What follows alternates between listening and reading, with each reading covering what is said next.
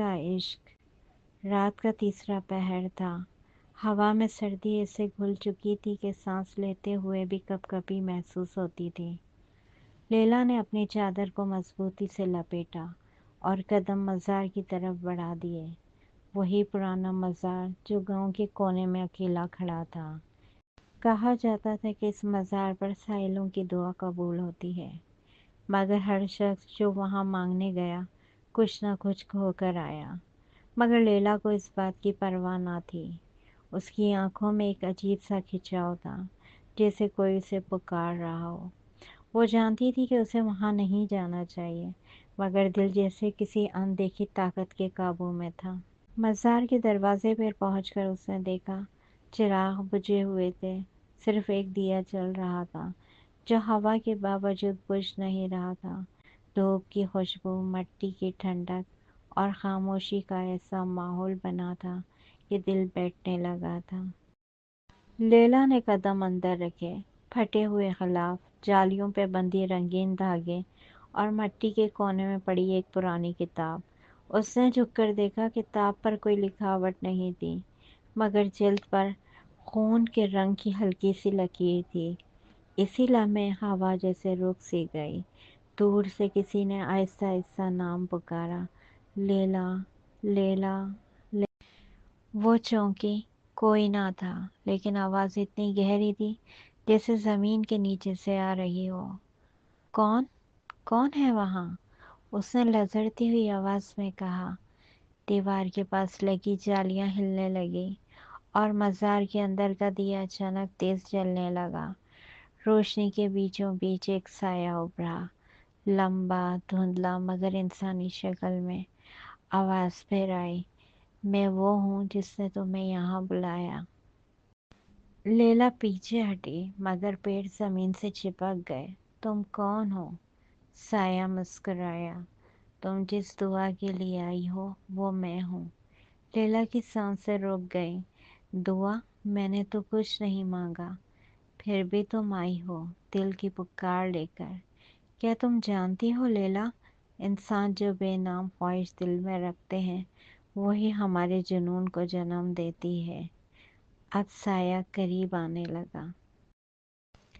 उसकी आंखें आग की तरह चमक रही थीं, मगर उनमें नरमी थी। मैं तुम्हें बरसों से देख रहा हूँ, तुम्हारी तन्हाई के लम्हों में, तुम्हारे ख्वाबों में। तुम्हारे अंदर जो दर्द है वही मेरी पुकार है। लैला पीछे हटने लगी, मगर साया अब ठोस शक्ल में बदल गया। वो एक मर्दाना कद, काले लिबास में, मगर चेहरा इंसानी नहीं। आंखों के अंदर धुआं था। मेरा नाम साज है, इस मज़ार का रखवाला हूँ और तुम मेरी वजह हो। लैला ने कांपती आवाज़ में कहा। तुम जिन हो? साज ने आहिस्ता से सर झुकाया। मैं वो था जो कभी इंसान था, मगर मोहब्बत ने मुझे आग में बदल दिया, और आज मैं दोबारा वही गुनाह दोहराना चाहता हूँ तुम्हारे साथ। लैला की आंखों में खौफ और हैरत दोनों सिमट आए। मैं? क्यों मैं? सास के लब हिले, मगर आवाज़ नहीं निकली। बस मज़ार के चारों तरफ दिए जल उठे। हवा में खून और ईतर की बू घुल गई, क्योंकि तुम वो पहली रूह हो जिसने मेरी तन्हाई को देखा बगैर डरे, और अब तुम मेरी होकर रहोगी। अचानक लैला के पीछे दरवाज़ा बंद हो गया। दीवारों पर अजीब निशानात उभरने लगे। किताब जो पहले खामोश थी अब खुद ब खुद खुल गई।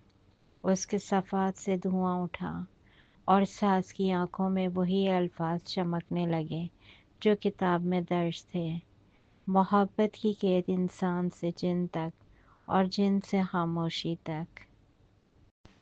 लैला ने चीख मारने की कोशिश की, मगर आवाज़ कहीं गुम हो गई।